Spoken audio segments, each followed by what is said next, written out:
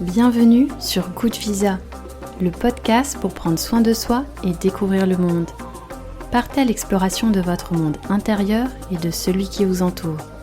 Je m'appelle Camille et je vous souhaite une bonne écoute.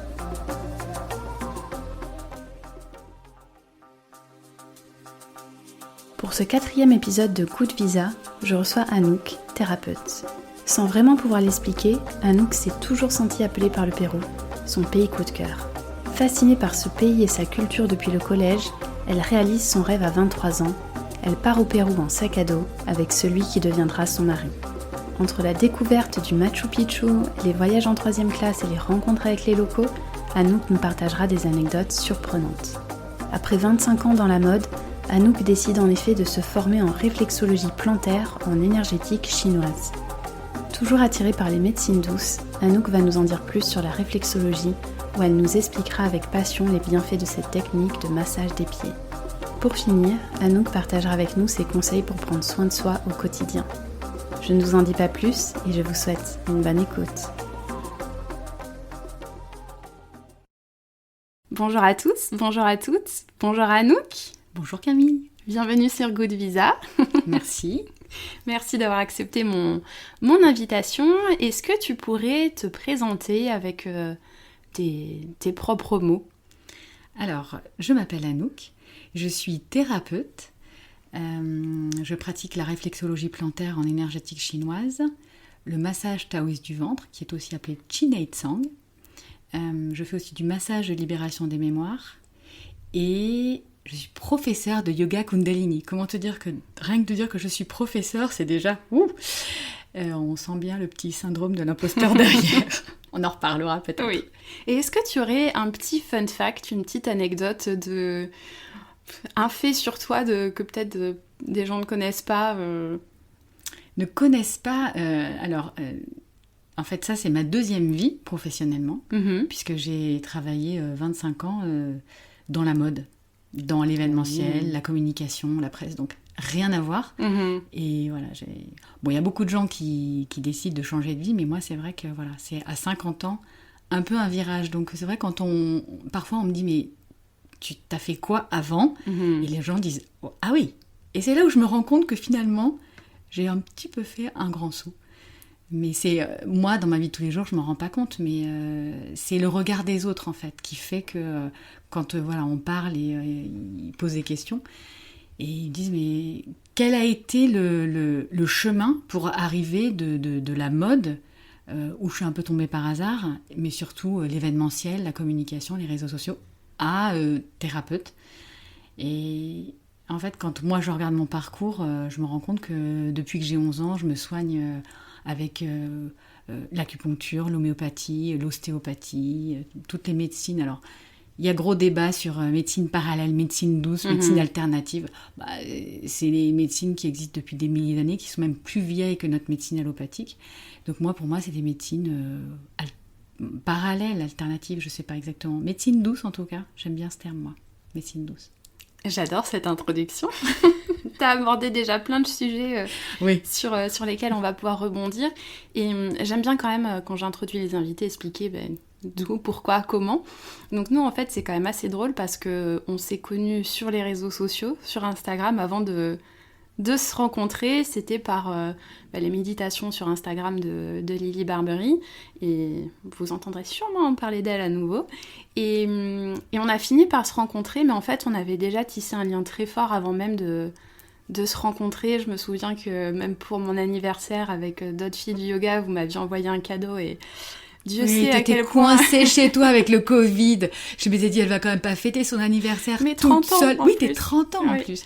Oui. Puis, non, mais c'est vrai que c'était une période vraiment particulière. Je sais que beaucoup de gens l'ont... Ça a été très dur pour beaucoup de gens. Moi, je l'ai plutôt bien vécu parce que j'ai eu la chance de...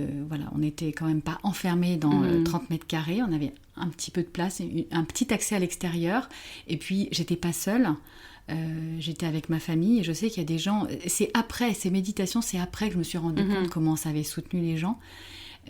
Moi, sur le moment, c'était un grand feu d'artifice de joie, en fait, ces retrouvailles, ces moments. Et les rencontres virtuelles comme la tienne, il y en a eu d'autres, mais c'était juste incroyable. tout ce qui s'est tissé. Et la rencontre en vrai après, alors là... Ça, c'était incroyable. Et puis en plus, tu vois, je sais qu'il y a quand même pas mal de mes proches qui écoutent ce podcast et ils savent à quel point je fais une obsession avec mon anniversaire. Donc moi, c'était un des plus beaux cadeaux de se dire, des personnes que j'ai pas encore rencontrées, qui ont une attention comme ça, c'était assez magique. Et ça me fait même penser à d'autres amis qui sont sur les réseaux pour les livres. Par exemple, je pense à Maureen, avec qui j'ai échangé dans l'épisode 1. Et aussi, en fait, des rencontres qui se font comme ça sur des passions, avec des gens qu'on ne se serait jamais rencontrés sinon. C'est ça qui est assez incroyable. Donc je suis ravie de te recevoir aujourd'hui. Donc on avait échangé un petit peu sur le podcast et d'ailleurs je te remercie parce que tu m'avais reboosté sur plein de choses par rapport à ce sujet. Donc je suis d'autant plus honorée de te recevoir aujourd'hui. On avait échangé sur les pays et je t'avais demandé mais quel est ton pays coup de cœur et tu m'avais répondu le Pérou. Je suis trop contente parce que en toute franchise, je ne connaissais pas grand-chose au Pérou, donc je suis ravie qu'on parle de ce pays ensemble. Est-ce que tu peux nous expliquer pourquoi le Pérou ? Alors, tu sais, quand t'es enfant, t'as toujours des livres au collège d'histoire-géographie ? Oui. Eh ben, moi, il y avait un livre, je sais plus quelle année, au collège, où il y avait la photo du Machu Picchu. Et en fait, ça m'a toujours fascinée, mais sans expliquer. Et quand j'ai fait mes études supérieures d'interprète, en anglais, en espagnol, il y avait une prof passionnante sur toutes les civilisations d'Amérique latine. Les Incas, les Mayas, enfin on a vraiment étudié toutes ces civilisations. Et moi, c'était un de mes cours favoris. Il était en espagnol. C'était passionnant. En fait, j'avais même pas besoin d'apprendre parce que j'étais tellement intéressée que je me documentais à côté. Enfin voilà, c'était vraiment... En plus de tes cours. Ah oui, j'adorais. Ça m'intéressait toutes les civilisations, les Mayas, les lignes Nazca, tout ça me passionnait. Voilà, mais sans vraiment me l'expliquer. Et puis quand j'ai commencé à travailler, donc j'avais fini mes études, j'ai commencé à travailler. La première année, ça a été un peu compliqué et du coup, j'ai dit à la société dans laquelle j'étais, là, moi, j'ai 23 ans, j'en ai un petit peu ras-le-bol, donc je vais m'en aller. Et ils m'ont dit, non, reste, bon. J'ai dit, dans ces cas-là, je prends 2 mois de vacances pour m'aérer. Et donc, on est parti. Et moi, j'ai fait, entre guillemets, le voyage de mes rêves. Donc, je suis partie au Pérou et avec mon copain, qui est maintenant mon mari. Et donc c'était un peu ça passe ou ça casse d'ailleurs avec lui parce qu'on n'avait pas beaucoup de sous, donc on est parti sac au dos et voilà, notre plus gros budget c'était le billet d'avion, mais sur place fallait pas trop qu'on dépense, donc voilà, on était plutôt en 3e classe que dans les trains de touristes climatisés. Et donc le but, un des gros highlights du voyage, c'était justement d'aller voir le Machu Picchu. Et quand on est arrivé, alors c'est vrai que j'avais plein de connaissances. On est arrivé sur le site très tôt. On a vu le soleil se lever sur le Huayna Picchu. Donc là, je disais à mon copain, pince-moi, j'ai l'impression de ne pas être là. Et après, on a fait une visite où en fait, je lui ai expliqué, j'ai fait le guide, quoi. Donc je lui ai expliqué tout le système d'irrigation, tout. Comme si j'y avais vécu un peu, quoi. Et sur le moment, j'étais jeune, j'ai pas du tout réalisé. Et maintenant, avec les connaissances que j'ai, alors je sais que ça va peut-être paraître très bizarre à certaines personnes qui écoutent, mais je pense que oui, peut-être que j'y ai vécu. Parce que c'était vraiment... dans une autre vie, tu veux dire. Oui. Ah, là, on faisait ça comme ça. Limite, je me souviens de... Et mon copain me disait, dis donc, t'as super bien appris tes cours. Donc oui, voilà, parce que lui, il pensait que c'était des informations que tu tirais de ton cours. Oui, alors certainement, il y avait beaucoup de choses que je connaissais, j'avais lu, mais je pense qu'il y avait une autre dimension. Oui, il y avait une autre dimension. Et une fois que j'y suis allée et que j'ai fait tout ce que j'avais à faire, donc on est vraiment allé dans des endroits, on est allé dans un désert où ils enterrent, il y avait des tombes. J'avais vraiment des points précis où aller. Je voulais absolument aller voir les lignes Nazca, donc on a pris un petit avion à l'époque parce que j'ai 50 ans et donc c'était il y a au moins 25 ans. Donc il y avait déjà le sentier lumineux, donc c'était... Oui, il y avait le sentier lumineux, qu'est-ce que c'est ? C'était une organisation... un peu terroriste, enfin voilà. Ah ouais ? Oui, c'était pas terrible. Donc après, ils ont été démantelés, mais un peu comme les FARC, tu vois, à l'heure actuelle. Donc il détroussait les touristes. Enfin, c'était un peu une guérilla, voilà. Donc mes parents étaient un peu inquiets, mais bon, on n'est pas allé dans la jungle. On a justement pris le parti, j'ai envie de dire, de faire que des endroits safe. Et donc on est monté dans ce petit avion pour voir la ligne Nazca. Et là, j'avoue que je suis pas peureuse, mais je me suis dit, si on atterrit entier, je serais contente. Donc voilà, on a vu plein d'endroits. On est allé jusqu'en Bolivie, parce qu'il fallait absolument que j'aille au lac Titicaca. C'est pareil, c'était des choses, c'était pas négociable en fait. Il fallait que j'avais vraiment des endroits où aller. Et une fois que j'ai vu tout ça, ce pays est toujours avec moi, mais il y a quelque chose de réalisé. Donc là, le prochain pays serait plutôt ou le Bhoutan, ou la Mongolie, on va voir. Mais bon, en tout cas, le Pérou, c'était vraiment un pays, c'était même pas coup de cœur, c'était un appel en fait. C'était vraiment, vraiment important d'y aller pour moi. C'est fou parce que j'avais exactement cette phrase en tête et tu viens de me dire. C'est fou que t'aies été appelée comme ça et c'est encore plus incroyable de se dire t'as pu le faire. Ça doit être un sentiment incroyable de se dire j'ai ressenti cet appel, je l'ai suivi et waouh. Je comprends quand tu dis que tu disais à ton mari mais pince-moi, est-ce que c'est... Ah oui, quand on était là-haut, c'était voir le soleil se lever... Alors maintenant, je sais que c'est très réglementé, mais bon, nous, à l'époque, on pouvait y aller tous les deux. Je crois que maintenant, ils limitent, parce que je pense qu'il y a trop de monde. Et nous, on avait la chance d'être arrivés très tôt, et c'était magnifique. C'était vraiment un souvenir qui restera gravé toute ma vie, en fait. Vraiment. Et justement, quand t'es partie au Pérou, est-ce que toi, tu es à l'aise en espagnol? Parce que... Des petites recherches que j'ai faites, donc l'espagnol c'est la langue maternelle de près de 80% de la population là-bas. Après il y a les langues autochtones, il y a le quechua, il y a l'aymara. Comment toi tu as fait par rapport à cette différence linguistique, on va dire? Alors en fait moi j'ai fait des études d'interprète, donc j'étais trilingue en anglais, en espagnol, et c'est vrai que quand on y allait je venais juste d'être diplômée, donc comment te dire que je parlais très très bien. Voilà, j'ai beaucoup perdu, mais bon. Et donc, pour moi, aller au Pérou, c'était pas un souci, parce que je parlais espagnol, et donc tout allait bien se passer. En revanche, ce que j'avais pas prévu, c'était que, comme on n'avait pas de sous et qu'on voyageait en 3e classe, en fait, on voyageait avec les Indiens. Les Indiens ne parlent pas spécialement espagnol volontairement, l'espagnol de Castellano, d'Espagne, en fait. Mm-hmm. Ils parlent le quechua, que moi je ne comprends pas. Et donc quand on est arrivé dans les trains et on avait des voyages de 12, 13 heures, 15 heures, oui c'était assez aussi long. On a pris beaucoup le train. On a vu des paysages magnifiques, mais on a pris beaucoup le train parce que c'était pas cher et voilà, et c'était aussi une façon de visiter le pays.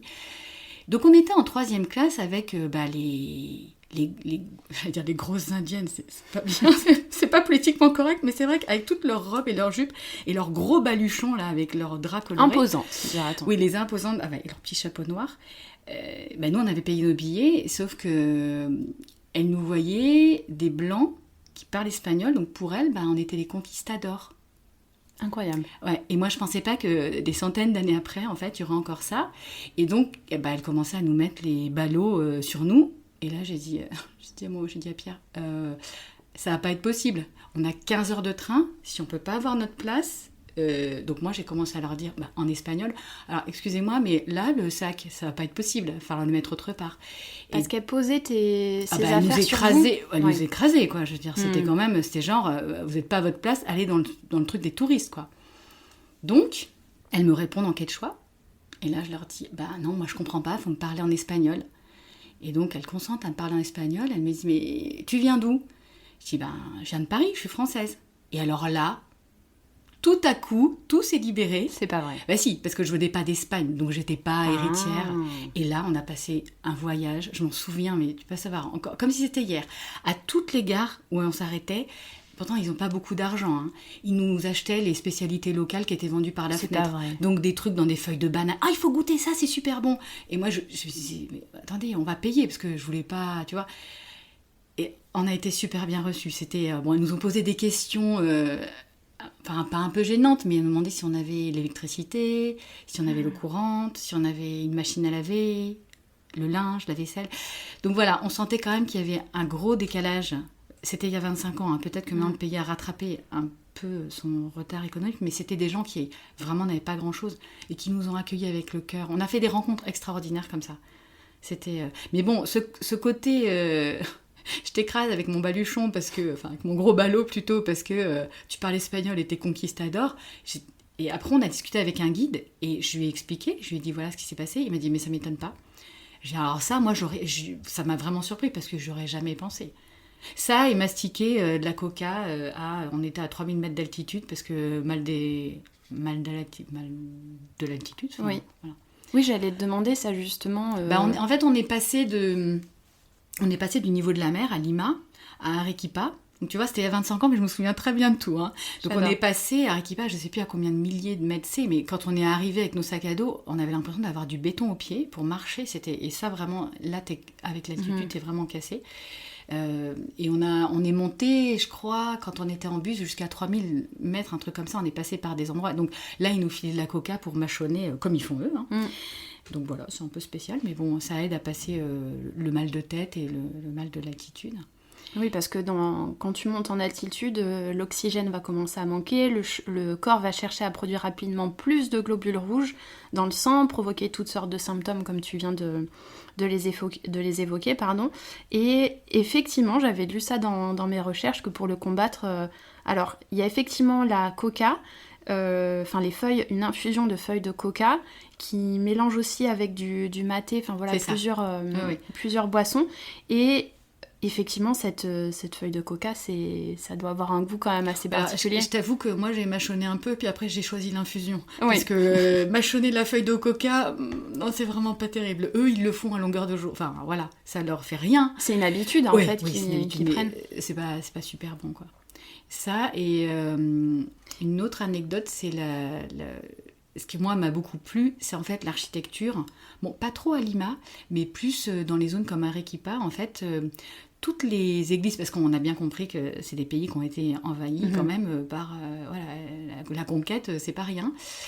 Et quand les Espagnols sont arrivés, ils ont construit leurs églises sur les bases des temples. Non. Mais si, parce qu'en fait, ils étaient très très forts. Tu sais, il y a des secousses là-bas, c'est un pays où il y a des secousses sismiques. Et donc, pour éviter que leur église ne soient mises par terre au premier tremblement de terre, et ben en fait, ils ont construit leurs églises sur les temples qu'ils ont détruits en quelque sorte. Donc en fait, t'as des pierres qui sont ajustées mais au millimètre, un travail mais de fou.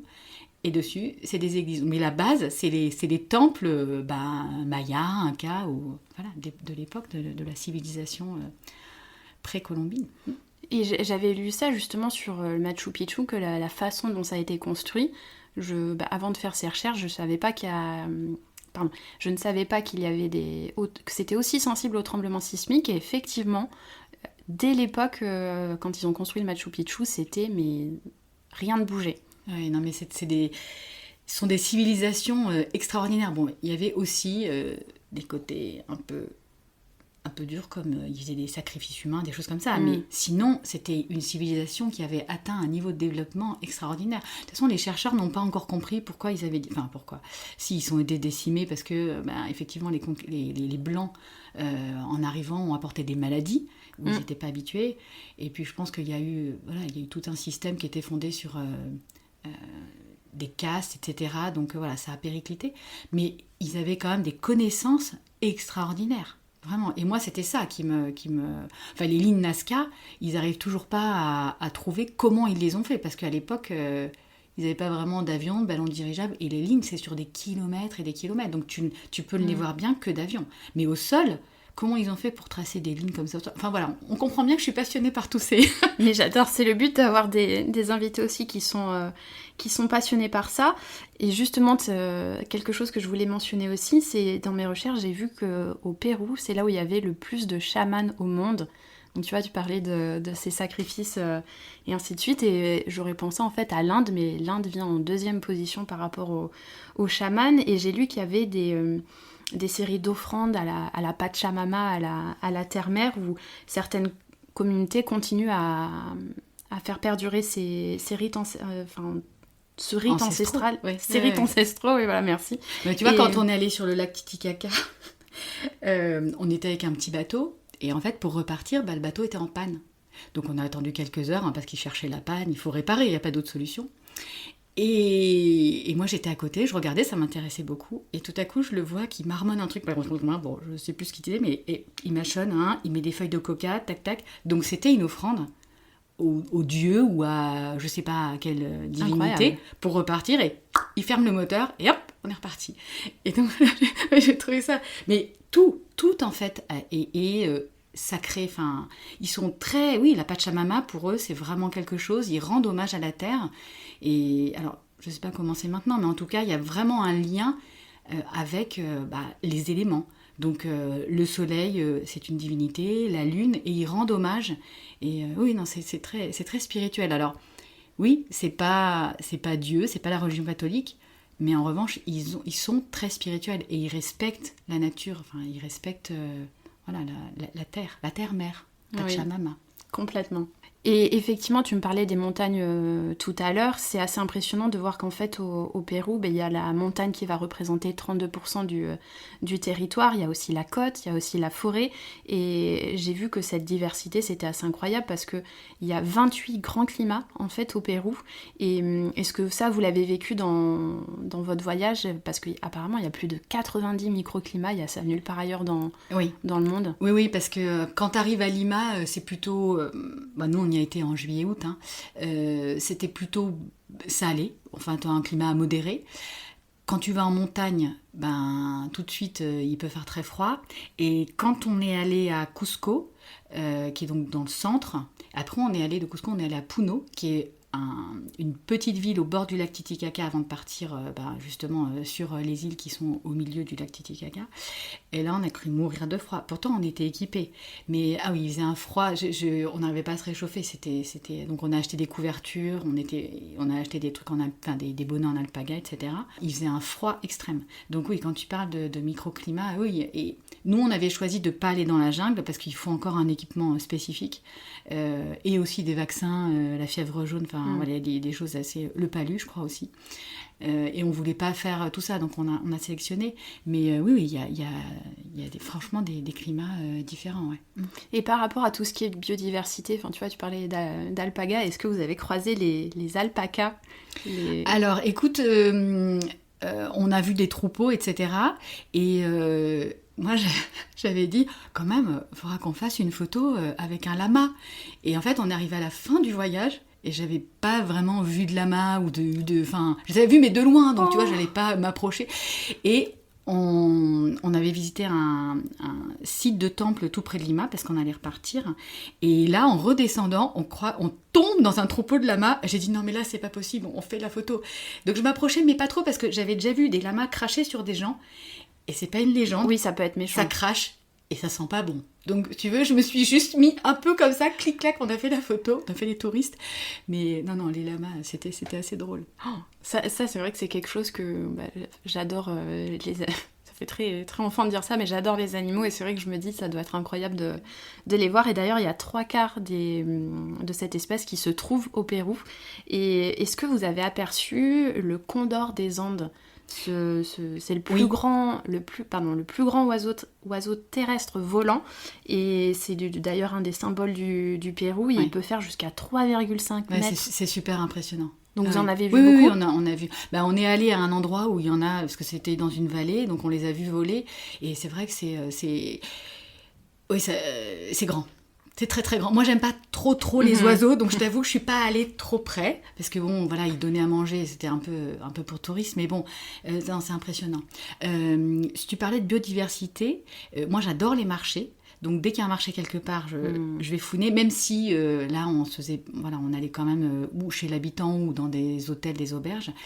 Et moi, ce qui m'a surpris, c'est toutes les sortes de pommes de terre qu'il y avait. Je voulais te demander si justement c'était une légende ou pas, parce que j'ai vu ça dans incroyable. Donc tout est étalé par terre là sur leur tissu, et il y en a, mais je sais pas combien. Alors des petites, des grosses, des différentes couleurs, des formes. Enfin, j'avais trouvé ça formidable, vraiment incroyable. Mais je suis ravie que tu confirmes cette information, parce que c'était un peu ma petite information rigolote que j'ai découvert que la pomme de terre était originaire du Pérou.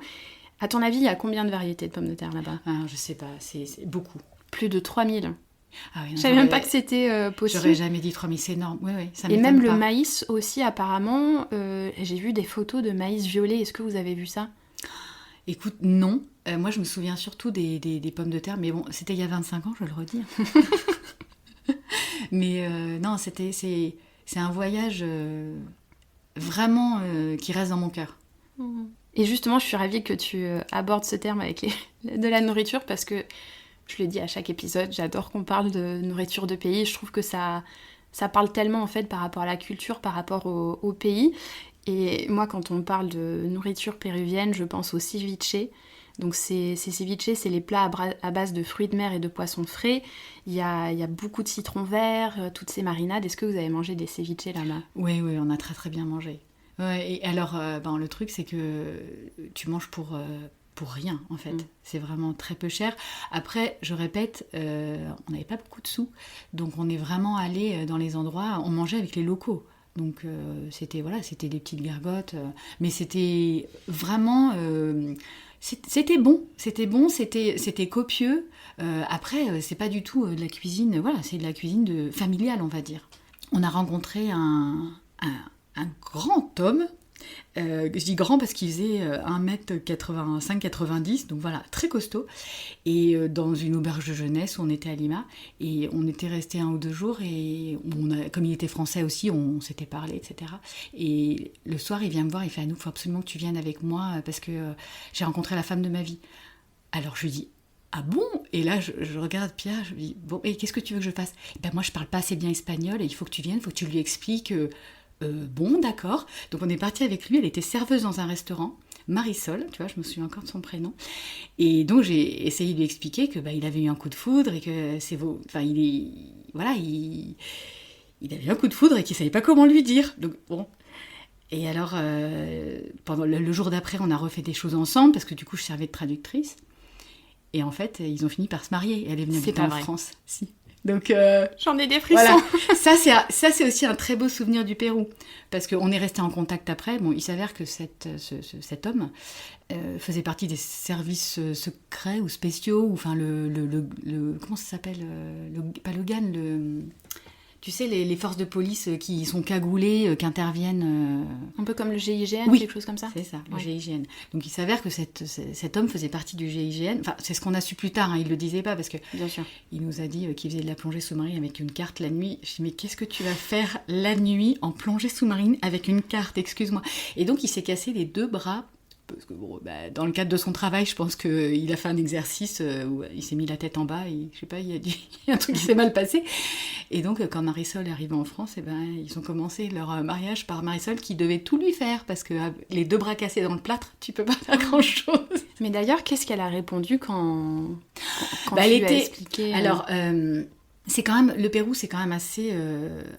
c'était... il y a 25 ans, quand même assez conservateur, c'est-à-dire que lui, il est français, elle était péruvienne, elle faisait des études d'art, donc elle travaillait dans le restaurant de son oncle pour avoir un peu d'argent, et évidemment, il était hors de question qu'elle fasse quoi que ce soit avec lui, elle était assez chaperonnée.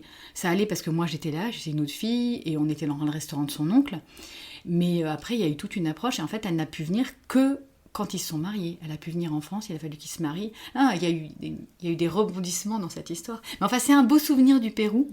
Et après, voilà, on les a revus en France. Incroyable comme histoire. J'adore. Et ça me fait penser aussi dans les documentaires que j'ai envie de regarder maintenant après avoir creusé un peu sur le Pérou. Justement, le fait que tu dises on était un peu chez l'habitant, et ainsi de suite.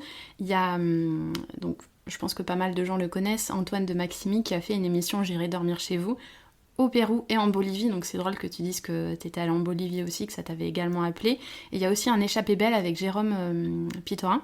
Donc, en Bolivie ou au Pérou ? Au Pérou. Au Pérou. Oui, au Pérou. Mais c'est vrai que si on va au Pérou, si on peut aller en Bolivie, c'est quand même... Bon, nous, on a juste fait vite fait, hein. On n'est pas resté longtemps en Bolivie. En revanche, je me souviens de trajets en bus sur les routes. Là, vaut mieux fermer les yeux parce que... Faut pas avoir le vertige. Ouais, c'est un peu flippant quand même. C'est des routes, comme tu vois dans les documentaires, quoi. Donc, oui, on essayait de dormir. De pas trop penser, parce que c'est vrai que c'est quand même des routes... rétrospectivement, et avec mes 50 ans bien tassés, j'avoue que j'aimerais peut-être pas que mes enfants fassent ce voyage, prennent ces bus. Voilà. Parce que c'était, en revanche, je me souviens très bien d'arriver en bus tard et de voir toutes ces collines illuminées. Donc c'était vraiment... Non, c'était plein de beaux souvenirs sur ce voyage. Parfait, merci d'avoir raconté ça avec tant de passion, parce que vous ne le voyez pas, vous entendez juste ce podcast, mais c'est vrai qu'Anouk est passionnée, illuminée quand elle nous parle du Pérou. Et en parlant de sujets qui te passionnent, donc Good Visa, c'est le podcast pour prendre soin de soi et découvrir le monde. Et pour prendre soin de soi, un sujet qui fait partie maintenant de ton quotidien, c'est la réflexologie, comme tu nous l'expliquais au début. Est-ce qu'on peut rentrer dans le vif du sujet et que tu nous expliques justement qu'est-ce qui s'est passé, ce que tu nous disais en introduction, où donc tu travaillais dans l'événementiel, donc tu avais ce travail dans la mode, et qu'est-ce qui t'a fait basculer vers la réflexologie ? Alors, écoute, ça faisait quelques années que j'avais envie d'évoluer, ou que j'avais peut-être aussi envie de changement. Et puis bon, c'est vrai aussi que je pense que passé 40 ans, tu commences à te poser un peu des questions, et il y a un peu une quête de sens. Donc voilà, c'était là. Après, c'était aussi pas le bon moment, parce que voilà, entre les crédits de la maison, les études des enfants, enfin tout le monde voit de quoi je peux parler. En fait, j'ai traîné mes guêtres au salon Zen, et j'ai pris des petits prospectus à droite à gauche. Et un jour où j'avais eu un petit accrochage au bureau, où ça m'avait un peu énervée, j'avoue. Un lundi matin, j'avais laissé passer le week-end pour me calmer un peu. Et le lundi matin, sur mon quai de gare, je vois que je ne suis pas trop calmée, donc je mets un peu les mains dans les poches. Et je tombe sur un petit flyer que j'avais pris au Salon Zen. Et je me dis, oui, formation réflexologie plantaire en énergétique chinoise, parce que ça c'est aussi le côté qui m'intéresse beaucoup. Et donc, je téléphone. J'étais avec mon téléphone, mon portable sur le quai de la gare. Et donc, cette personne qui m'a formée, Aline Lecomte, et qui a l'école EPRP à Paris, répond tout de suite. Ce qui, quand on connaît Aline, c'est rare, parce qu'en fait, elle fait tellement de trucs qu'en général, tu laisses un message sur sa messagerie. Et là, elle répond direct. Et je dis, j'aimerais bien avoir des renseignements, mais moi, il faudrait que ça soit la formation sur le week-end, parce que je travaille. Elle me dit, oui, ça commence vendredi, il reste une place. Incroyable. Ok, c'est pour moi. Et donc, j'ai fait une formation sur 1 an. Alors, au début, c'était vraiment une bulle d'air pour moi. La bulle d'Anouk, ouais, bon. C'était une bulle d'air, c'était un moment où j'apprenais des choses, parce que dans mon métier, c'est pas que j'apprenais plus rien, mais un peu quand même. C'est-à-dire que je tournais un peu en rond, je connaissais très bien ce que j'avais à faire. Donc là, j'apprenais. En revanche, j'ai appris, c'était une bonne formation où tu revois tous les systèmes, le système glandulaire. Alors, tous ces systèmes que tu as fait en sciences nat au collège, si tu veux, c'était un peu des souvenirs lointains. Donc, il a fallu se remettre à étudier. Et quand à cet âge-là, c'est là que tu t'aperçois que tu n'apprends pas comme à 20 ans. Donc, mais c'était super. Pour moi, c'était un vrai... Bon, fallait être motivé, parce que moi, j'habitais dans une banlieue parisienne plutôt à l'ouest, et la formation était à l'est. Ça veut dire que je mettais beaucoup de temps. Tu traversais Paris, en fait. Oui, non, je me levais à 5h30, 6h. Enfin, oui, non, mais j'étais... En fait, c'était pas un problème, parce que j'étais tellement passionnée que, voilà. Et après, Covid, confinement, enfin, voilà, tout le monde connaît ça par cœur. Et bam, j'ai décidé de switcher, on va dire. Et de te lancer à 100% dans cette activité-là, oui, du coup. Exactement. Donc après, j'ai fait d'autres formations, parce que j'ai rencontré d'autres gens. Donc le massage, le taoïste du ventre. J'ai fait une formation avec quelqu'un aussi, c'est pareil, parce que j'ai essayé avec lui, et je me suis dit, c'est génial ce massage. Et à un moment donné, je me suis dit, est-ce que je me disperse pas ? Et en réfléchissant, en fait, pareil, la formation de yoga Kundalini, tu vois, je me disperse pas, parce qu'en fait, même si, que ce soit l'Inde, que ce soit la Chine, etc., c'est des mots différents, on parle toujours de la même chose. On parle toujours d'une énergie qui part de sous le nombril. Et alors, les Chinois vont l'appeler d'une certaine façon, les Indiens d'une autre, mais en fait, c'est toujours la même chose. Donc, ils se retrouvent, en fait, sur les bases. Donc voilà. Donc, tout ça est complémentaire, et je m'éclate. C'est fantastique, c'est ce que je souhaite à tout le monde. Et peut-être repréciser un peu la réflexologie, parce que je l'ai même vu dans ma vie de tous les jours quand je racontais à certaines copines que j'étais partie faire de la réflexologie. Certaines qui me regardaient avec de grands yeux en me disant mais qu'est-ce que c'est ? Donc la réflexologie, décidément, la réflexologie, ça consiste à activer des zones réflexes en les massant au bout du doigt afin de soulager des douleurs à distance, rééquilibrer diverses fonctions vitales.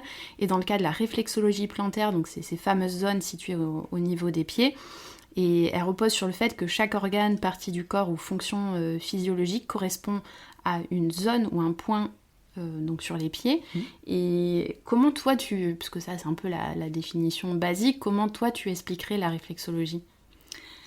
Eh ben, figure-toi que c'est pas facile de l'expliquer. En revanche, ça marche. Écoute, c'est quand même une technique qui a pratiquement 3000 ans. Donc ça date pas d'hier. Je pense que les Chinois, ils sont pour beaucoup, ils ont beaucoup fait d'études, mais on retrouve aussi des traces de début de réflexologie en Égypte, en Inde. Donc c'est pas, voilà, il n'y a pas que la Chine. Et je pense que ça passe beaucoup par les méridiens. Alors la science s'intéresse parce que moi j'ai traduit des études. Oui, alors le problème c'est que ça coûte très cher, donc voilà, il n'y a pas beaucoup d'études, mais on est quand même en train d'essayer de faire. La Fédération française de réflexologie plantaire, au niveau européen, essaie de faire des études pour prouver scientifiquement, j'ai envie de dire, les effets de la réflexologie, parce que c'est pas une vue de l'esprit, ça marche vraiment. Et les scientifiques sont tout le temps en train de découvrir des choses, et là, a priori, ils sont en train de découvrir que les fascias ont un grand rôle. Les fascias, c'est ce réseau de filaments, de tout petits... C'est comme quand tu achètes un rôti chez le boucher et qu'il est entouré d'une espèce de barde un peu blanche, c'est un peu ça les fascias. Donc ce réseau de nerfs entoure en fait chaque muscle, chaque organe, chaque os. Et en fait, tu peux envoyer des messages hyper vite et tu passes pas par le cerveau. En touchant seulement les pieds. Oui, et comme ils sont en train de s'apercevoir qu'en fait, il y a aussi, là je parle du ventre, il y a des informations qui sont transmises, qui remontent au cerveau, c'est-à-dire ça part des intestins et ça remonte au cerveau. Donc il n'y a pas que le cerveau qui envoie des informations. Il y a eu un livre qui dit, je ne sais plus le titre exact, votre ventre et votre deuxième cerveau, ou un truc comme ça, enfin, oui, tu sais, oui. qui a été assez... Qui a une assez bonne notoriété. Et là, en fait, moi, je m'attends à ce qu'à un moment donné, ils disent, finalement, c'est peut-être le ventre, le premier cerveau. Ce qui est vraiment... ce qui donne les informations, au corps. Donc là, du coup, ça fait combien de temps à peu près que tu t'es lancée dans cette activité ? Alors écoute, j'ai commencé... Moi, j'ai un petit problème avec le temps. Alors, on est en 2023. En septembre 2021, j'ai commencé... Bon, j'avais pas encore mon cabinet, mais quand tout est aligné... tu trouves. Donc j'ai trouvé un cabinet à Boulogne. Et puis en janvier 2022, j'ai commencé ici dans le 15e, dans mon cabinet. Et du coup, ça fait plus d'1 an et demi, on va dire. Ça a fait 2 ans vraiment que je me suis lancée en septembre. Voilà. Et qu'est-ce qui te plaît le plus dans ce métier ? Ah, ça c'est une bonne question. Écoute, la tête des gens avant-après. En fait, je me dis toujours, il faudrait que je fasse des photos. Des photos quand ils arrivent de leur tête et des photos quand ils repartent. En fait, c'est immédiat. C'est-à-dire que parfois, les gens arrivent, ils sont un peu voûtés. Ils n'ont pas de lumière dans le regard. Leur visage est un peu fermé. Et quand ils repartent, ils sont ouverts. Ils sont décontractés. Ils ont lâché des choses.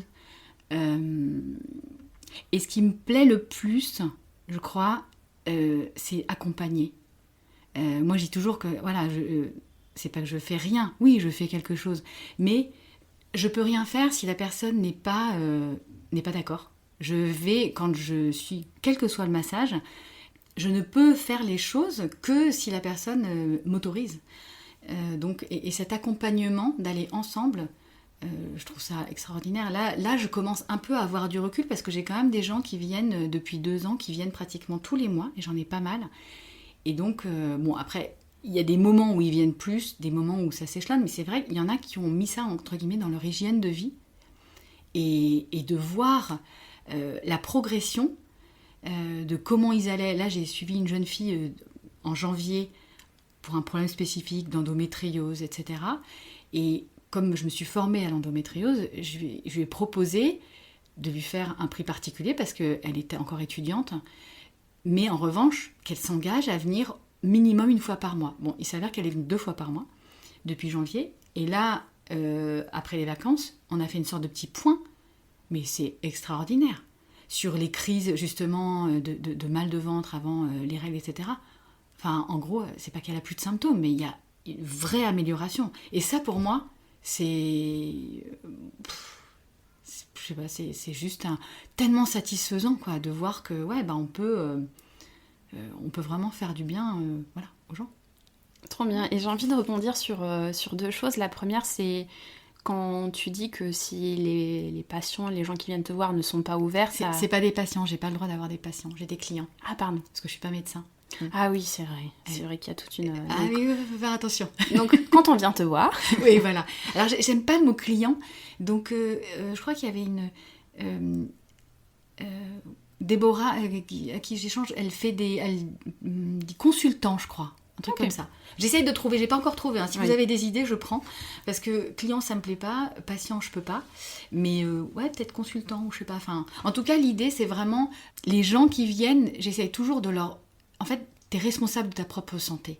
Donc, c'est pas de venir me voir en me disant sauvez-moi. Moi, je sauve personne. Non, je sauve personne. Donc, c'est prends ta santé en main. Si vraiment tu veux aller mieux, ben, ok, moi je vais aider, accompagner, mais si à côté tu fais n'importe quoi, ben voilà. Donc c'est vraiment, pour moi, c'est redonner le pouvoir à la personne d'améliorer sa santé, en fait. Parce que oui, il y a des médecins, évidemment que si on a une appendicite ou un cancer, on se soigne. J'ai jamais dit de pas aller voir le médecin, du tout. Mais en revanche, par exemple, pour l'endométriose, oui, on peut prendre des médicaments, mais on peut aider. On peut aider sur les migraines. Enfin, il y a plein de maladies, oui, de maladies où on peut vraiment accompagner. Je masse une personne qui a un cancer et qui fait de la chimio. Et ça aide beaucoup à atténuer les brûlures, comme maintenant il y a bien des cancérologues qui, quand les gens font de la chimio, ou font surtout des rayons, conseillent d'aller voir un coupeur de feu. Ben ouais, il y a des professeurs qui font ça. Et l'acupuncture aussi. Oui, l'acupuncture. Donc petit à petit, c'est en train de... On comprend que ces deux médecines ne sont pas opposées. Pour moi, ces deux médecines doivent aller ensemble, en fait, pour le bien-être et la meilleure santé de tout le monde. C'est pas... les médecines douces ne vont pas tuer la médecine traditionnelle. Donc je trouve qu'il y a une attaque assez forte. Et en tout cas, ce que je voulais te dire, c'est parce que je trouve ça assez important de rebondir là-dessus, sur le fait quand on va voir quelqu'un pour un massage, pour de la réflexologie, pour même de l'acupuncture, c'est une phrase que m'avait dit une amie, qu'elle-même se dit quand elle va faire un massage, c'est se dire dans sa tête, j'accepte de recevoir, pour essayer de vraiment avoir ce lien et s'ouvrir à recevoir le soin. Et c'est vrai que je fais attention maintenant à me le dire à chaque fois. Et c'est vrai que dans l'épisode 1, on a parlé des massages. Et c'est vrai que maintenant, j'essaie de me le dire à chaque fois. Oui. Et justement, sur les bienfaits...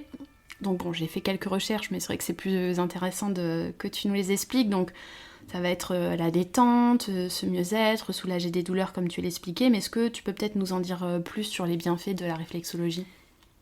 Oui, mais c'est assez vaste en fait. Je vais avoir du mal... en fait, ça dépend pourquoi tu viens. C'est surtout ça. Alors parfois c'est surprenant parce que les gens me disent voilà, j'ai ci, j'ai ça, et moi je vais rebondir sur autre chose.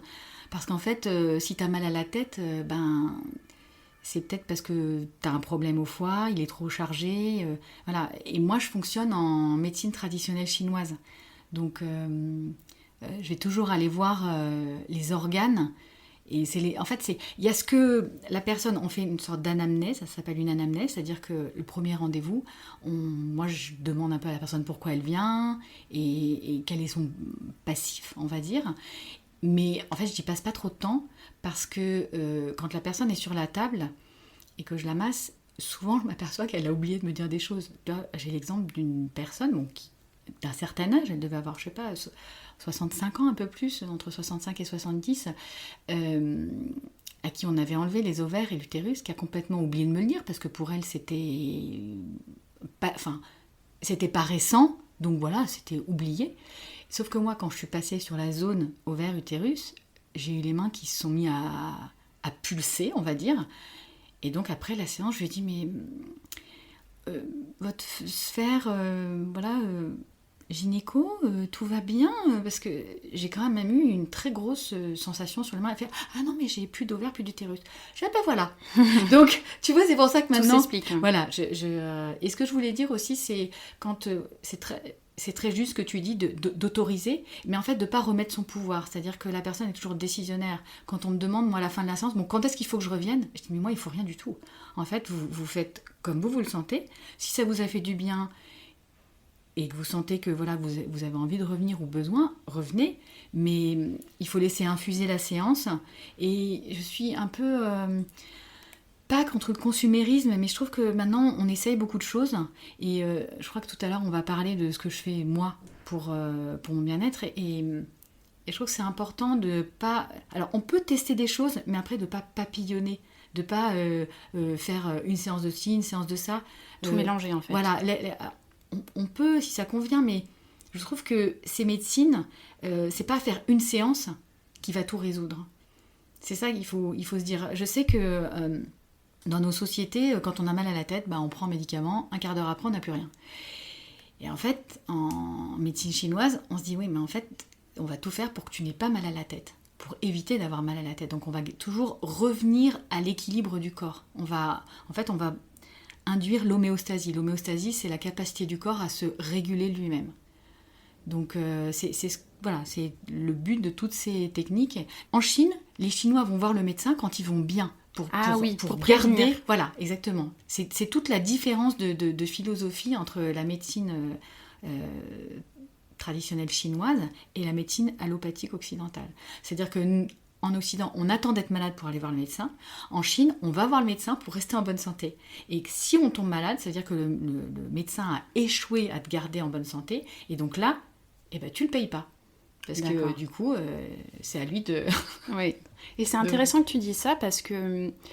Alors oui, il y a effectivement l'Occident où on est en train de le devenir un peu plus dans se prévenir plutôt que guérir. Mais tu vois, ayant vécu aux États-Unis pendant plusieurs années, j'ai observé que là-bas, on est énormément là-dessus aussi parce qu'en fait, déjà... Juste par rapport au constat qu'en fait, tous les soins médicaux coûtent une fortune aux États-Unis. Donc rien que pour ça, ils vont vraiment être plus sur le prévenir que guérir. Mais c'est vrai qu'en Asie, c'est comme ça aussi. Après, est-ce que par exemple, quelqu'un qui n'a pas forcément de... Si on suit cette logique en fait des Chinois des Asiatiques qui vont voir le médecin quand tout va bien, on pourrait recommander à quelqu'un de tester la réflexologie même si il n'y a pas de problème particulier de santé ? Bien sûr, tu peux venir pour de la détente. Et puis, ce qui est bien, ce qui est dans la logique en fait de cette médecine, c'est de consulter. Alors, c'est pas obligatoirement de la réflexologie, ça peut être de l'acupuncture. En fait, pour te mettre à la saison, pour mettre ton corps en harmonie avec la saison. C'est ça aussi, c'est que on est en train de comprendre en Occident que quand on change de saison, en fait, le corps doit s'adapter. Comme quand tu vas rentrer dans l'hiver, tu vas changer ta façon de manger, il va faire plus froid, donc tu vas t'habiller différemment. En fait, c'est comme la nature. La nature, en hiver, elle hiberne. Nous, c'est ce qu'on devrait faire. On est juste des animaux, on devrait hiberner, se reposer, pour pouvoir se préparer au printemps. C'est exactement ce qu'on ne fait pas. On est comme des fous, on travaille, etc. On respecte pas en fait le rythme de notre corps. Et le but justement de toute la médecine chinoise, c'est de rester en accord et en harmonie avec les saisons. Donc il faut, quand est-ce qu'il faut venir ? Le minimum, c'est à chaque changement de saison. Et justement, c'est vrai que aujourd'hui, je suis venue te voir et j'en ai profité pour enfin avoir une séance avec toi. Et c'est vrai que là, j'ai ressenti un bien-être juste absolu à la fin de la séance. Je suis venue sans attente, sans te dire j'ai mal ci, j'ai mal là. On a, comme tu le dis, on a très peu échangé juste avant. Et c'est vrai que là, je suis ressortie, j'ai l'impression de marcher sur des nuages. C'est incroyable et j'avais déjà testé la réflexologie auparavant et comme tu le disais, c'est vrai que j'ai testé ça sur le long terme pour m'aider avec des migraines à l'époque et c'est incroyable de voir que chaque séance est différente aussi. Un petit point aussi par rapport à l'expérience que j'ai de la réflexologie, et tu me corrigeras si jamais je me trompe, mais c'est vrai que la première fois que j'ai fait de la réflexologie, je m'attendais à un massage de pied tout doux, tout confort, mais c'est vrai que c'est pas toujours confort la réflexologie. Alors non, c'est pas un massage de spa, c'est pas des guilis, hein. C'est vraiment un soin. Et effectivement, il y a des points qui peuvent être un petit peu douloureux. Alors, je sais qu'il y a des réflexologues et en général, ce sont des Asiatiques, ou en Asie, on le pratique de façon très très dure, en fait. Intense. Oui, intense, parce que moi, je me suis déjà fait masser par des Asiatiques, et c'est vrai que t'as mal tout le temps, quoi. Donc, il n'y a aucune décontraction. Moi, c'est pas le but. Je trouve que, enfin, dans ma pratique, et je trouve que nous, occidentaux, on n'a pas du tout la même façon de gérer la douleur. Et donc, le but, moi, c'est quand même, évidemment, que je vais aller travailler. S'il y a des points qui ont besoin d'être stimulés, je vais aller les chercher. Je ne vais pas les laisser, je veux repartir, en guillemets, et être satisfaite de ce que j'ai fait. Mais le but, c'est pas d'avoir mal en permanence. Parce que après, ton cerveau va ancrer la douleur, et tu vas dire, ah oui, attends, la séance de réflexologie, il y aura une sorte de petite, tu vois, de crispation. C'est pas le but. Le but, c'est que ton cerveau ancre, ok, oui, il y a des moments où je sens que voilà, c'est le point travail, mais on va chercher la douleur qui fait du bien. Voilà. Exactement. C'est ça mon slogan. C'est ce que j'allais dire parce que, bon, après, je dis juste ça pour qu'en fait, les gens viennent pas me dire après en disant, bah dis donc, c'était quand même intense, hein, ta séance de réflexologie. Mais tu sais, c'est ce que je dis sur le site. C'est pas, je sais plus comment je le dis, mais je crois que je précise bien que oui, il y a des endroits où ça peut être c'est de la bonne sensible. douleur. Voilà, c'est ça. C'est pas un truc comme quand si on te pinçait et que tu cries. Et puis quand je sais qu'il y a un point que je vais stimuler, en général, je dis à la personne de respirer. Donc on s'aide beaucoup avec le souffle. Et en fait, comme tu disais très justement, chaque séance est différente. Il y a des gens qui viennent la première séance, ils repartent, ils me disent oh, ah bah dis donc, je m'attendais pas à ça, tous les points étaient douloureux. Je dis oui, c'est vrai, il y avait du travail. Il y avait un peu de boulot. Mais les séances d'après, je pense particulièrement à une personne qui est revenue la deuxième fois, donc elle est quand même revenue, tu vois, donc ça lui a quand même fait du bien. Et elle m'a dit ah, mais ça n'a rien à voir avec la première fois. Je dis mais oui, chaque séance est différente, donc on peut pas dire qu'il y a une séance qui va être pareille que l'autre.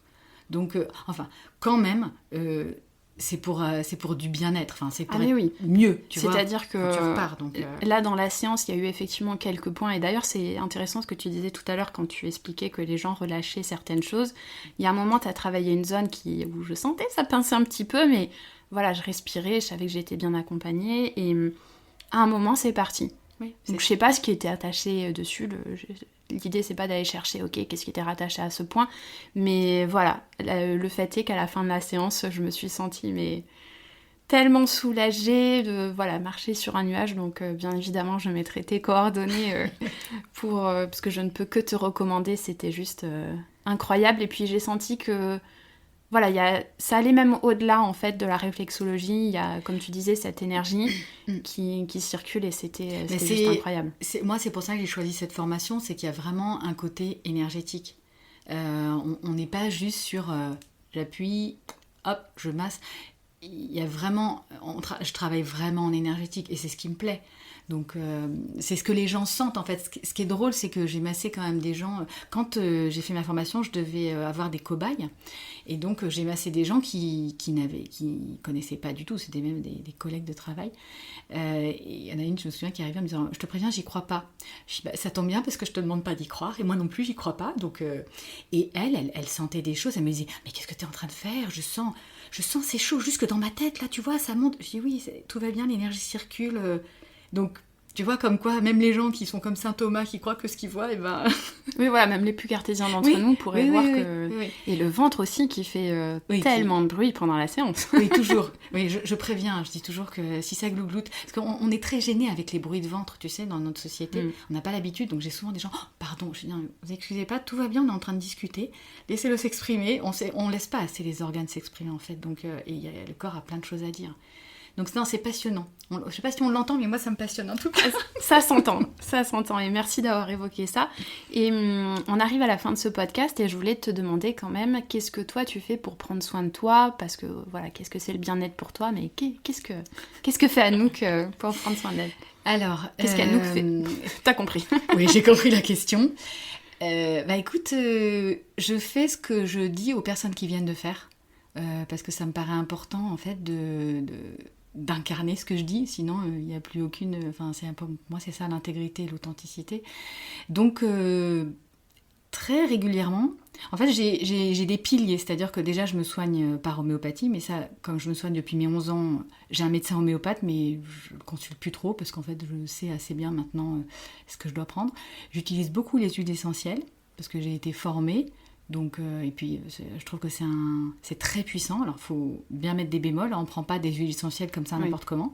Ça, je pense qu'il faudrait un épisode à part. Oui, les huiles essentielles, c'est vraiment quelque chose, mais c'est magnifique comme traitement, comme remède. C'est juste extraordinaire. Donc ça, c'est ce que je fais moi. Et après, mes bases, c'est l'acupuncture. Donc là, je suis dans une période de préménopause. Donc je m'intéresse beaucoup au sujet. J'ai acheté des bouquins, je regarde des conférences. Et du coup, je vais voir l'acupunctrice une fois par mois. Ça marche plutôt pas mal. Je prends de la pharmacopée. Donc ça, j'ai pris un rendez-vous avec un professeur en fait, qui m'a prescrit des plantes en fait, chinoises. Donc je ne pourrais pas te dire les noms parce qu'il y en a je ne sais pas combien. Qu'est-ce que je fais d'autre ? Quand j'ai besoin, quand je ressens le besoin, donc ça c'est pas tout le temps, la base c'est vraiment l'acupuncture et évidemment comme je masse et que je me sers de mon corps, l'ostéopathe. Ça, l'ostéopathe, dès que je sens qu'il y a un truc de coincé ou que si je tombe ou quoi que ce soit, là j'hésite pas, voilà, pour délier le corps. Et puis je suis très attentive justement à mon corps, c'est mon outil de travail, donc j'en prends soin. Et puis après il y a l'hygiène de vie. Donc c'est vrai que là j'ai bu une bière la dernière fois, j'étais complètement pompette. Je me suis dit ah ouais, une bière, enfin je bois tellement plus que mon corps, et en fait je sens que ça convient pas à mon corps. Tu t'écoutes. Oui, voilà. Donc j'ai bu une bière parce que il y avait pas grand chose d'autre et puis c'était un geste social, on va dire. Il y a l'hygiène de vie et le mouvement. Je sais plus, tu as fait un podcast, je crois que c'était le deuxième où il parlait du mouvement. Le mouvement, c'est hyper important. Là, cet été, j'ai un peu eu du mal parce que j'ai eu des vacances en famille et j'ai pas pu vraiment pratiquer. Mais je suis comme toi, moi je fais du yoga Kundalini et ça fait vraiment partie de mon hygiène de vie. Donc je peux peut-être pas pratiquer 1h30 tous les jours, parfois j'ai pas le temps. Mais en revanche, au lever, il y a obligatoirement un moment où je peux faire une respiration, je peux faire une méditation, je peux chanter, je peux faire une salutation au soleil, enfin voilà, quelque chose pour me poser, démarrer ma journée. Je fais de la cohérence cardiaque très régulièrement, j'essaye minimum 2 fois par jour, au lever, au coucher. C'est ce que je conseille à beaucoup de gens, donc je pense que pour parler des bienfaits de quelque chose, il n'y a que l'expérience. Bien sûr. Voilà, donc... Et c'est pour ça aussi, avec le podcast, que j'aspire à ce que... ça donne des outils en fait aux gens pour qu'ils prennent soin d'eux. Donc c'est vrai que là, il faudrait presque faire un épisode sur les huiles essentielles, sur l'ostéopathie, sur l'homéopathie, sur l'acupuncture. Et c'est vrai que c'est des clés fantastiques pour prendre soin de soi. Et il y a aussi, tu me le disais en off aussi, qu'en tant que thérapeute, c'est important aussi pour toi, comme tu le disais, de prendre soin de toi parce que tu vas être amené à prendre soin d'autres personnes. Et ça, justement, est-ce que t'as des soignants qui viennent te voir pour prendre soin d'eux aussi et faire... Oui, j'ai pas mal de thérapeutes qui viennent. Bien sûr, c'est important de pouvoir... Après, voilà, moi j'ai travaillé sur moi, j'ai fait une psychothérapie, tout le monde a des casseroles, faut pas se leurrer, des secrets de famille, des trucs, voilà. du transgénérationnel. Mais je pense que justement, quand tu veux prendre soin des autres, il faut avoir déjà travaillé sur toi. Donc moi, je me sens hyper bien. En fait, on parle d'ikigai au Japon, qui est juste ta raison d'être, ta mission de vie. Moi, je me sens complètement alignée et complètement à ma place. Donc je souhaite juste, tu vois, quand je dis j'accompagne les gens, je souhaite juste accompagner les gens vers cet état. C'est vraiment ça pour moi. J'adore. J'arrête pas de dire j'adore dans ce podcast, en même temps, c'est juste, je suis tellement ravie quand j'entends les réponses des invités, c'est super. Et pour terminer, est-ce que tu pourrais partager avec nous ton coup de cœur du moment ? Donc comme j'ai expliqué à chaque fois, ça peut être un livre, un film, je sais pas, même peut-être un resto ou une activité que tu as repris. Qu'est-ce qui te vient en tête ? Alors, c'est vrai que là j'ai repris le yoga bien depuis la rentrée, parce que maintenant je donne des cours. Donc ça, c'était quelque chose d'important, tu vois, d'introduire, parce que je suis très contente dans ce que je fais, mais il me manquait la dimension de groupe qui est important pour moi. Donc les cours de yoga, même si je n'ai pas 10 000 élèves, ça apporte cette notion de groupe et de collectif qui était super important pour moi. Et je t'ai apporté des livres. Corinne Sombrin, ça je les ai dévorés, à tel point je voulais faire sa formation. C'est le journal d'une apprentie chamane, c'est le premier, mais bon, après ça va jusqu'à la diagonale de la joie. Voilà, moi, tout son parcours m'intéresse. Je trouve génial la façon qu'elle a je trouve fantastique qu'elle arrive à faire rentrer des méthodes qui paraissent archaïques, parce que c'est la transe, avec le côté scientifique, en fait. Elle arrive à marier le scientifique et la transe chamanique qui, tu vois, tu dis qu'est-ce qu'il arrive à cette personne. Et en fait, c'est ça, je trouve ça extraordinaire. Elle amène en fait les scientifiques à s'intéresser à un phénomène tribal, on va dire. Enfin, tu vois, donc ça, j'avais bien envie d'essayer sa formation, mais elle la réserve que à des gens qui sont dans le milieu médical, donc c'est pas pour moi. Faut jamais dire jamais. Oui, peut-être qu'elle va ouvrir. Il y a un livre dont j'aimerais bien parler, c'est le docteur Christophe Forêt, ça s'appelle Maintenant ou jamais. La vie commence après 40 ans, et ça, quand je l'ai lu, alors je regarde régulièrement, il y a plein d'explications sur ce qu'on appelle la crise de vie, mais qui n'est pas spécialement à 40 ans, hein, ça peut très bien arriver à 30 ans. Je trouve que ça explique plein de choses, parce que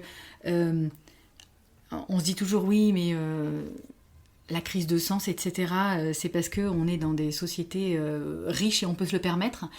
En fait, oui, c'est vrai que on n'a pas à se battre pour manger ou survivre.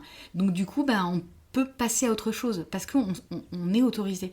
Donc moi, ça m'a décomplexé sur plein de choses, et je l'aime beaucoup, ce livre. Je trouve que vraiment il est bien. J'ai beaucoup aimé. Et le dernier livre, après j'arrête, quand je parlais de secrets de famille, je trouve que c'est quelque chose dans mes séances qui ressurgit régulièrement, parce que c'est aussi le transgénérationnel. Les gens sont parfois pas au courant, et c'est vrai que moi je ressens des choses quand je masse, donc je dis des choses qui peuvent parfois un peu perturber les gens, mais bon, du coup ça permet de faire du nettoyage. Il y a un livre que j'ai bien aimé, ça s'appelle « J'ai mal à mes ancêtres », la psychogénéalogie aujourd'hui. C'est pas un livre récent, mais c'est vraiment un livre qui m'avait bien plu. Et toi alors, t'as un coup de cœur que tu veux nous partager ? Et juste avant, pour rebondir, c'est vrai que le transgénérationnel, c'est un sujet qui me passionne, et j'espère que je pourrai faire un sujet là-dessus. Et en attendant, je vous recommande un épisode du podcast de Lily Barbery, Pleine Présence, avec Galit Atlas, où elle parle de tout ça, et c'est vrai que ça me passionne. C'est vraiment un sujet fantastique. Alors moi, mes coups de cœur du moment...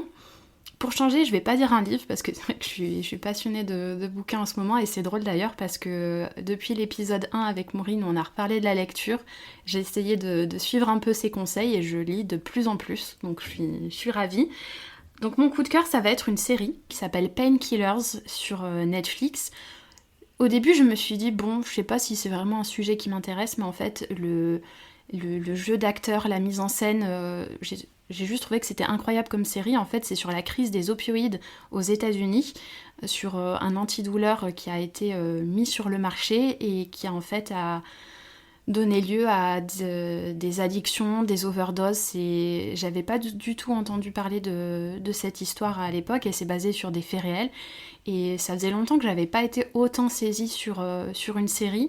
Et ça m'a amené beaucoup à me questionner. Tu vois, tu parlais tout à l'heure des migraines, des médicaments qu'on prend. Et bon, voilà, c'est pas nouveau. Je suis quand même très sujet aux migraines. Et maintenant, tu vois, quand je prends mon médicament, c'est vrai que je pense à... Alors bien évidemment, encore une fois, c'est pas pour dire il faut pas prendre de médicaments, ainsi de suite, mais d'avoir vu ce côté un peu de comment ça se passe du côté labo pharmaceutique, la mentalité des personnes qui vont mettre ces médicaments sur le marché, ça m'a amené à me poser plein de questions, et encore une fois, le jeu des acteurs est fantastique. Il y a même l'héroïne principale un des personnages de cette série, elle avait joué dans Orange is the New Black. Ah oui. Et elle était fantastique dans cette série. Tu vois, moi, je suis pas sûre que je pourrais regarder cette série. Parce que moi, si je regarde des trucs trop durs, ça me pompe mon énergie. Ouais, ça me... Quand tu parlais de comment mon bien-être, etc., ce que je regarde, ce que je lis, ce que j'écoute, les gens que je fréquente, ça fait partie aussi de mon hygiène de vie. C'est-à-dire que voir ce genre de choses, je le sais, je vis pas dans le monde des bisounours non plus, je suis bien au courant de cette crise des opioïdes et des ravages que ça a fait, mais je suis pas sûre que je pourrais regarder une série là-dessus, parce que je vais ressortir, je vais être...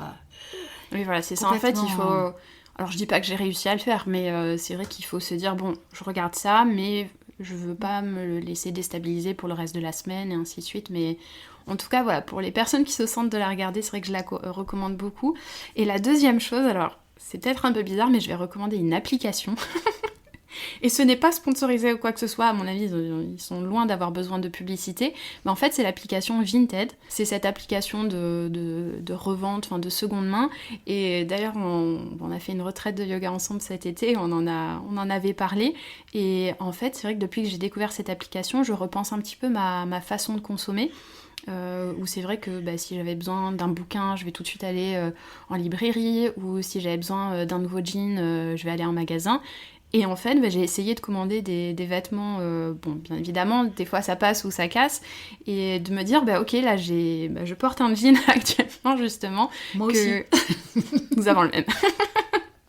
Et de se dire, c'est un jean qui a une nouvelle vie, il est en super bon état, et plutôt que d'avoir été jeté... C'est vraiment l'économie circulaire. Mais c'est vraiment l'avenir, il faut vraiment fonctionner comme ça. Voilà, donc je recommande vraiment aux gens de se lancer là-dessus. Et une petite pensée pour une amie qu'on a en commun qui m'a dit, tu sais, tu peux regarder aussi les livres sur Vinted, et mon Dieu, mais maintenant pareil, je me dis, c'est trop bien, je lis des bouquins. Oui, t'as le réflexe. Voilà, des bouquins qui ont une seconde vie, et puis voilà, vous savez, comme je mentionne beaucoup de bouquins dans ce podcast... Et moi, j'ai recommandé l'appli, c'est Respirelax pour la cohérence cardiaque. Ah voilà. Oui, parfait. C'est vrai que la cohérence cardiaque, j'avais... Bon, je veux pas trop m'éparpiller parce qu'on arrive à la fin du podcast, mais c'est un réflexe que j'ai arrêté de prendre et que je devrais reprendre parce que ça change énormément. C'est la cohérence cardiaque, en gros, c'est, pour expliquer très rapidement, c'est sur 5 minutes, respirer à un certain rythme, et ça a énormément de bienfaits. Si tu veux équilibrer, tu inspires sur 5 et tu expires sur 5. Et voilà. Ça vient juste harmoniser les deux systèmes nerveux. C'est fantastique. Et c'est scientifique, on peut chercher sur internet, c'est pas... Oui, voilà, c'est pas... Non, c'est pas du charlatan. Oui, c'est ça, c'est pas charlatan. Du charlatanisme, c'est vraiment prouvé scientifiquement que ça vient équilibrer les systèmes nerveux. Voilà.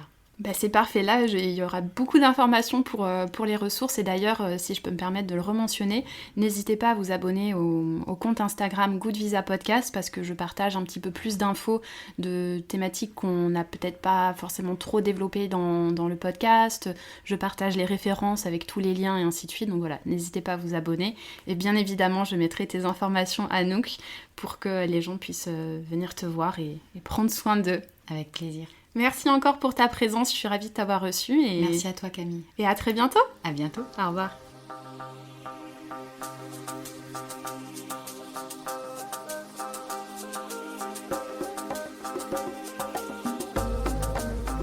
Merci à vous. Merci pour votre écoute. J'espère que cet épisode vous a plu et qu'il vous a permis de vous évader, de voyager, avec des pistes et des idées pour prendre soin de vous. N'hésitez pas à évaluer ce podcast et à le partager. À bientôt.